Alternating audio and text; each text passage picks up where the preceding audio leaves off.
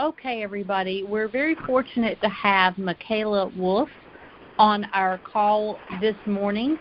She is with Zach T's FFL Mile High team, which is part of FFL Coastal, part of FFL Agent Force, which is John Wetmore, and then all the way up into FFL Southeast, which we're now happy members of as well. So, Mikayla, thank you so much for joining us. If you would just maybe give us a little bit of background about what you did, how you found Family First Life, and about getting started with us, like maybe your timeline. Yeah, absolutely. Just thank you so much for having me on the call. I'm super appreciative to kind of share my last 6 weeks. Crazy, it's only been 6 weeks. But so on August 1st, I took my test to become licensed in the state of Colorado. I'm out here in Colorado. But back up 2 weeks prior to that, I am best friends with Zach Brodowski's fiance, and I just was down in the Parker area to celebrate her birthday, and we were talking about my financial situation, and I was just looking for a way out. I was just really stuck. I used to be a personal trainer and moved to a new gym, and I wasn't making money. I had negative dollars in my bank account. I was putting things on a credit card, and I've never missed a credit card payment, and I wasn't about to. So I knew I had to make a change by August 21st, which is when my first credit card payment was due. So he said, well, you could do what I do, and I said, done. I had no idea what he even did. I just knew that he was successful in whatever he had done. So fast forward, I took my test on August 1st, and then on August 5th, I attended the conference out here in Denver.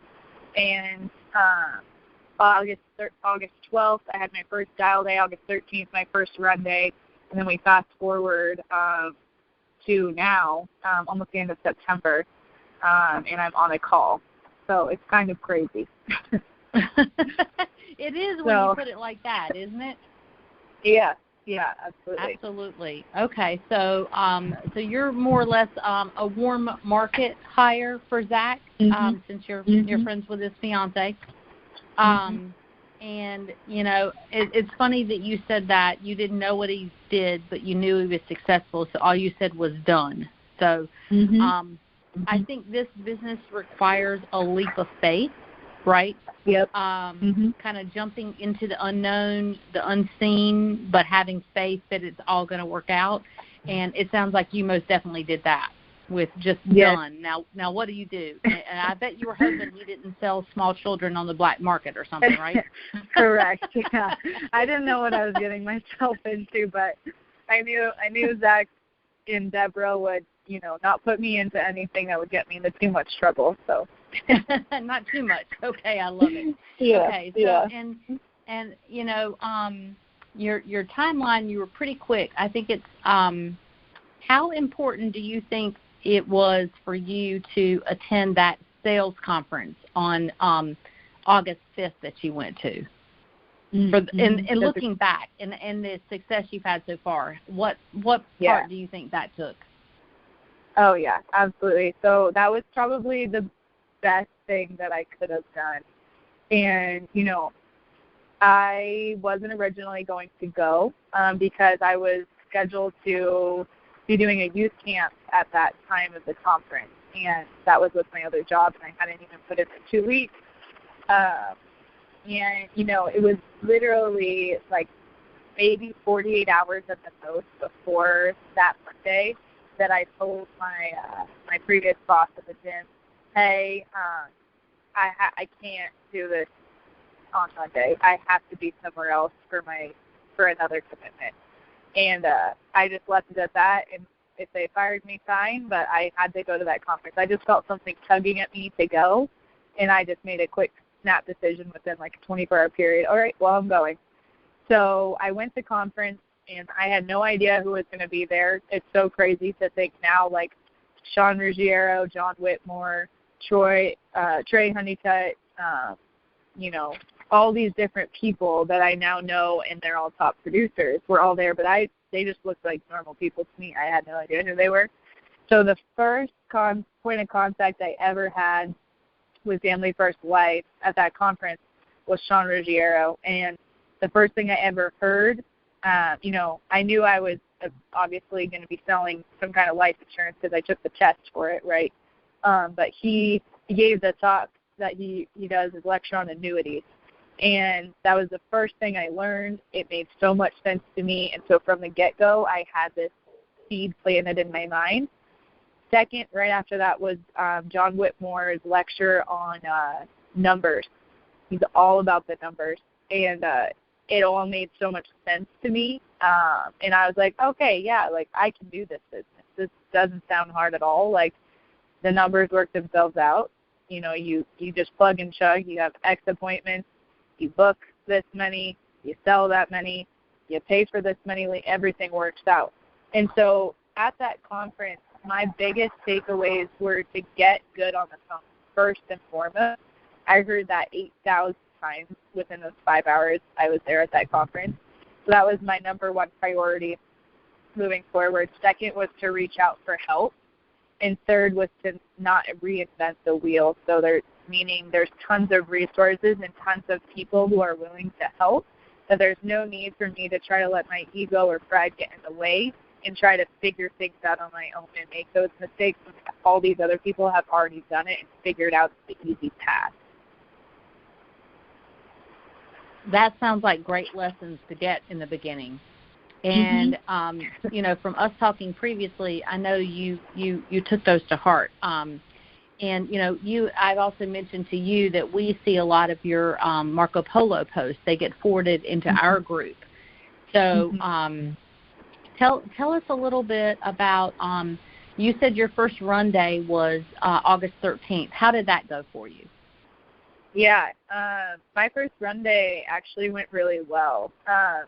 But it didn't go well just because I got lucky. I definitely did a lot of prep before my first run day. So I actually sold my first appointment. I had an appointment at 7:30 in the morning on Tuesday, and I sold it. And I was just stoked. I couldn't even believe it. I called Zach right after, and he goes, well, you just made like $500 or enough to buy that iPad that you couldn't yesterday. And I just like my jaw dropped. I was like, excuse me, how much did I just make?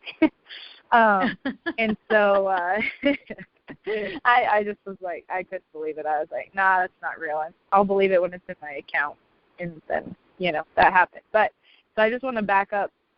So leading up to my first dial day, before that Monday, I watched like around 6 hours of live dialing, like just straight live dials that people had posted. And then I additionally watched like 6+ hours of in-home training videos because I'm the type of person who needs that structure and I need to know what to expect. And so I binge watched those. And on my dial day, you know, luckily Zach has the office down here in Parker. And so it was really, really helpful to be around a bunch of people on my first dial day because all I did at first, I was super, super scared and nervous to jump on the phone, even though the people can't jump through the phone at you, but it was just nerve-wracking. And so I've been sharing like an office space with Zach most days. So I would listen to him, and then I would listen to Easton, and I would listen to Silvana, and I just got to listen to all these different people and how they talked on the phone, and then I got to listen to Zach. And so that whole day, I just was able to get direct feedback on my own phone scripts, pull different things from other people's phone scripts, and ask a ton of questions, even sometimes while I was on the phone. Sometimes I'd be like, can you give me 1 second? And then I would go to Easton or Zach or something and be like, I don't know what to say. And so we created that phone script that I still use. And then that night, me and Zach were in the office until like 8 p.m., and we were going through the in-home, and I was writing down, like I will be known to do, I think from here on out, write down some kind of structure for myself to go into the in-home with to be prepared. So we were there late, but, you know, I got everything from shake hands at the beginning, ask to take your shoes off, all the way to the end asking, you know, here's my card. You know, if there's any other family members or friends, you know, who need my help, here's my card that you can hand out to them, refer them back to me. So that was super, super helpful on my first run day. And so then, I was driving to my appointments, and during every single appointment I called Zach at least once, if not like 5 times, because I had no idea what I was doing. And, you know, the only thing I needed to do at the beginning was be good at the phones. Everything else I could call someone for. So, you know, and then I called him at least once, if not multiple times throughout every appointment. And then I called him after every single appointment to talk about how it went. And whether it went good, whether it went bad, whether it went okay. We talked about everything, and then he was able to give me feedback and suggestions moving forward so that I could implement those right into my next appointment even. That's awesome. And tell me, at what point did you start using Marco Polo? And you know, when do you do that so that you get not just feedback from him but from others? Yeah, so I started using Marco Polo as soon as we got it. So I want to say it was maybe a week at the most, I think. And Zach was like, hey, we're going to start using this thing. I think it'll be good. And so then I was like, okay. So he was like, you know, just talk about your appointments in there or things you learned or questions you have, just whatever that you feel like could be constructive and help other people, you can post on there. So that's kind of how we started using that. And I use it, obviously, still, like every day. Right. And, you know, I think, and everybody on my team is probably tired of hearing about Marco Polo, but in all honesty, Mikayla, I probably only have a couple agents that are using it to the extent they should. Okay, and those that are using it to that extent are getting a lot of valuable feedback, making sales, saving policies that were in jeopardy of being canceled, all because of the feedback that they're getting on Marco Polo. So, it's another shameless shout-out to use Marco Polo, everybody. But it's a very, very helpful tool. Yes, absolutely. And, you know, we also talked, Mikayla, about in August. So you started on August 13th, so you had about a half a month. And were you part-time in August or were you full-time? No, I was still working at the gym, and I also decided, because I was trying to change the situation, that I should be a bulletproof ambassador. So I had 3 jobs when I first started. 3 jobs when you first started. Okay, so how many policies did you end up with total for the month of August while working this and 2 other jobs?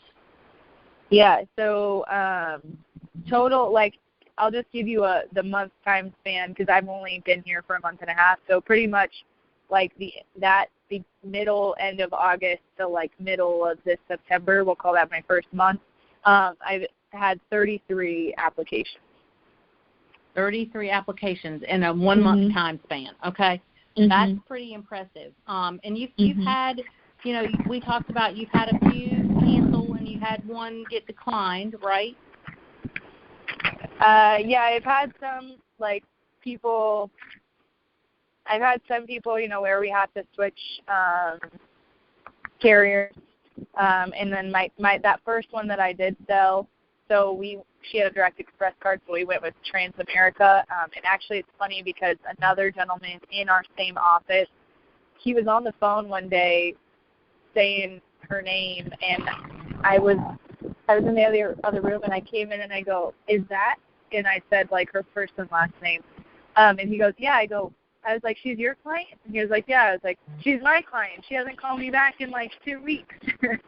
So she had gotten declined with even Transamerica because she was trying to take out too much insurance. So the gentleman in my office, he was jumping through hoops to try to get her that additional insurance, and that was before I had started and before I saw her. So that one, I still haven't heard back from her, but, you know, it's fine. We move on. And then so I count that one as like a canceled one, and then I had 3 other canceled policies since then. Okay. And So total so 4. you've experienced chargebacks. Mhm. And how have they impacted you? Because they can kind of mess with your mindset a little bit, especially when you're on a good roll. Yeah, absolutely. So chargebacks, just from the get-go, there was a couple of things that I knew to anticipate, and the first was to stick to a schedule. So, not trying to reinvent the wheel.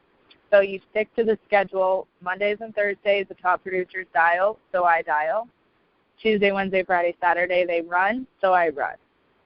And you have to keep in mind that the numbers will work themselves out, right? So I always keep that in the back of my mind. And so the goal is to book 8 appointments a day. So, if I have X amount of leads, I know that the numbers tell me I'll book a third, and the third that I book, I'll sell a third.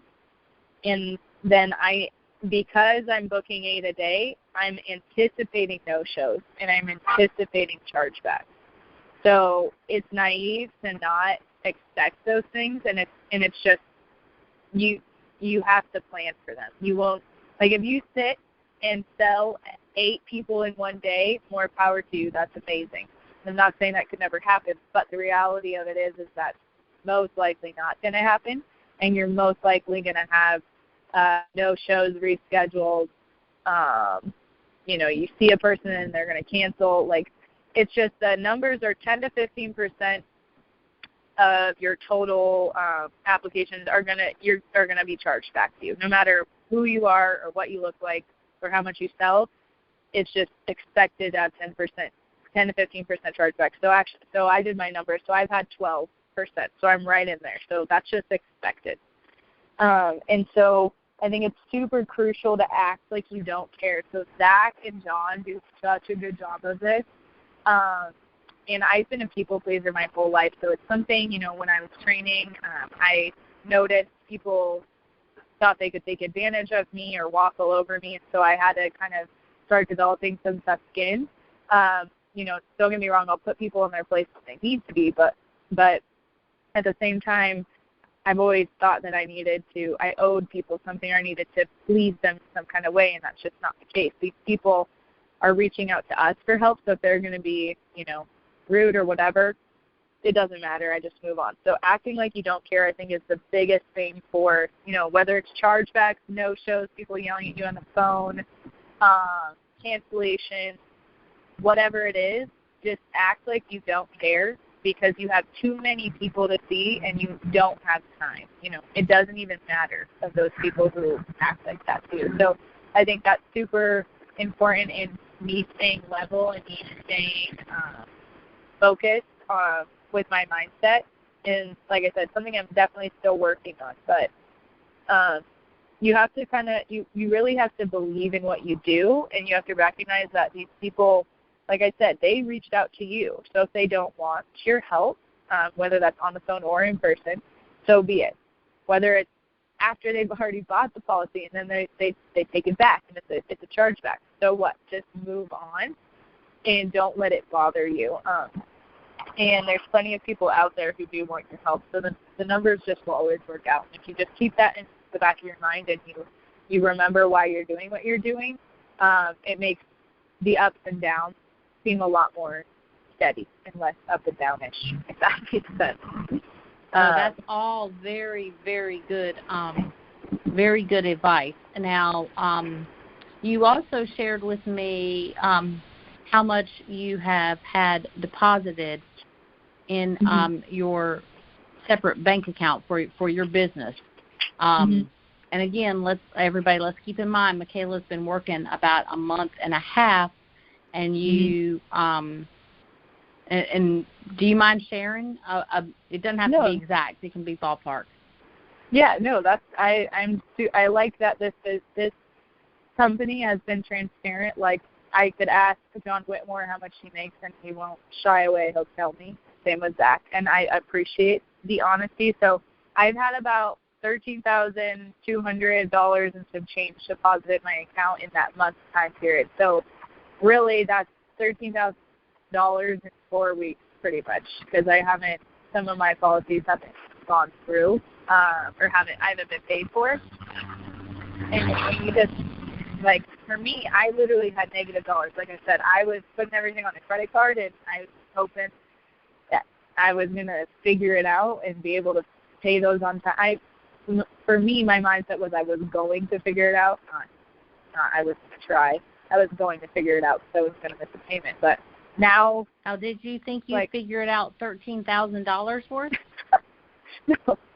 So I don't even remember the last time I've had $13,000 put in. I don't know if I ever have, to be honest. So. Yep. It can be very quickly how it changes. And Mikayla, we have a few more minutes, and I think everybody. Well, let me put it like this: anybody who is paying attention to Marco Polo has seen your post where you went into really amazing detail, which, by the way, I actually took notes. I've replayed it a couple times and took notes, okay? So you did an excellent job with the annuity. So why don't you just kind of give everybody just a quick snapshot of that, if you will. We got about 5 minutes left. Okay. Yeah, no problem. So the annuity, like I said, I had my first contact with that my first day with Family First Life at that conference. So from that day, from August 5th on, I was continually seeking out training and videos to learn more about annuities. And so, the TNL podcast, the AMS Live that Sean Ruggiero does every Thursday, those are all so helpful and so important. And then there's also a podcast that we have, Serve the People, on Spotify that I've listened to. So pretty much, I got the statement. I follow the financial or the client suitability worksheet, and, ask if there's any other things that are going to be transferable upon the client's death. If they say yes, I ask what is it. If it's a 401k, I ask for a statement. So that's what I did. Then I sent that to Sean. Well, I did ask the specialist and sent it to Sean and Bridget, who then created a illustration for me. I had no idea what the illustration said, so I said, Zach, can we get on a call? I need help. So then we got on a call with Sean. I took notes the whole time, didn't know what he was saying half of the time. So smart. But it didn't matter because you just kind of say what he says, and he sounds smart too. And then Zach had John Gavin on one of our Mile High calls, and I re-listened to that every day, literally every single day, up until my annuity appointment. I didn't even know I was going to have an annuity appointment, but I was just listening to it. And then I re-listened to there was a podcast done by David and Danielle on annuities. They had some good things that I liked in there, so I took notes on that. And then I had a 30-minute call with John Gavin on the day of my annuity to kind of help me figure out the skeleton structure of what I like, kind of the way I was going to take the appointment.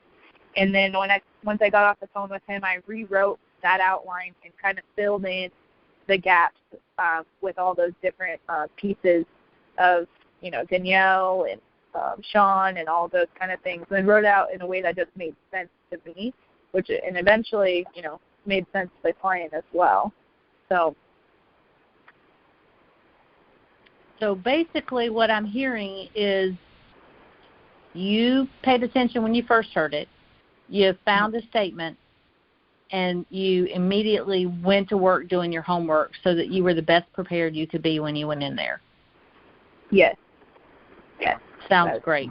And I know because we talked previously, you did do that application, and that you had mentioned to me that the client has decided to put a hold on things, but so that isn't currently going through. But how do you feel overall about annuities now that you've been through this? This was a huge one. It was about $500,000, right? $562,000. Yep. $562,000. So after going through all that, how do you feel about annuities? When you come across a 30,000 or a 80,000 or 110,000, how are you going to feel about those? Are you going to feel prepared now? Yeah, absolutely. I just stumbled upon, that's like my mission. Like, life insurance is cool, and it's steady income, but annuity money is life-changing money. And so I'm always on the lookout. Like, that's kind of at the forefront of my mind. Forefront is helping the family, just because that's the nature of who I am. I truly, truly care about people's well-being, which I think is why I also have done so well here.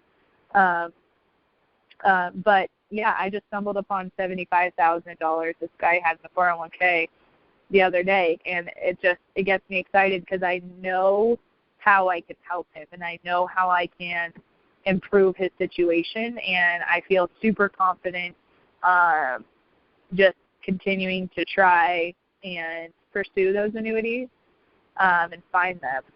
And, I just this morning listened to Sean's call, like he has every Thursday, and learned more about the Agility 10, which I had provided an illustration for somebody last week. So I found 4 annuity money. I found 4 of them so far. So I mean, we should be finding if you have 24 appointments a week, you should find 7 people with some annuity money, and you should get back in the home with about half of those people, and you should sell 2. So just like final expense numbers, I have those numbers in the back of my mind, and I just treat it like it's final expense or mortgage. It's just the numbers, and they work themselves out. So. Right. It's part of the numbers game, and that's exactly what this business is. And, Mikayla, I was totally petrified of annuities, and it took me a long time to get started. But I did my first one last year, but I've done a number of them this year. None of them have been huge. But I think maybe, I kind of believe in a higher power, and I do believe that this has all happened in a way that it's built my confidence so that when I run across a $562,000 statement, I won't pass out in the floor. I'll be, better able to act like everything's normal and just proceed, right? So I think everything happens for a reason.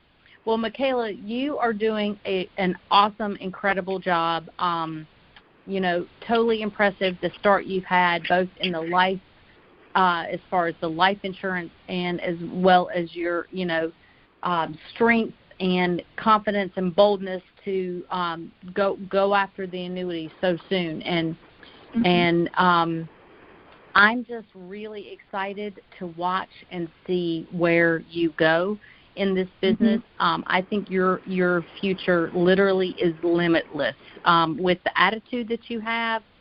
The way you seek out the knowledge from the training and from people who are doing it, and the way that you are totally tuned into the system is already in place. I'm not going to reinvent everything. I'm going to do what the successful people are doing.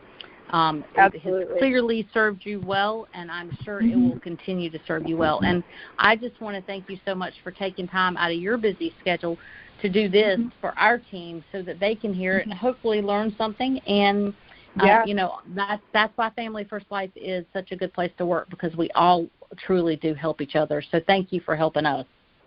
Oh, yeah, absolutely. I'm super happy to be able to pass information along, just be real and transparent with people. If anybody has questions, they can feel free to reach out to me.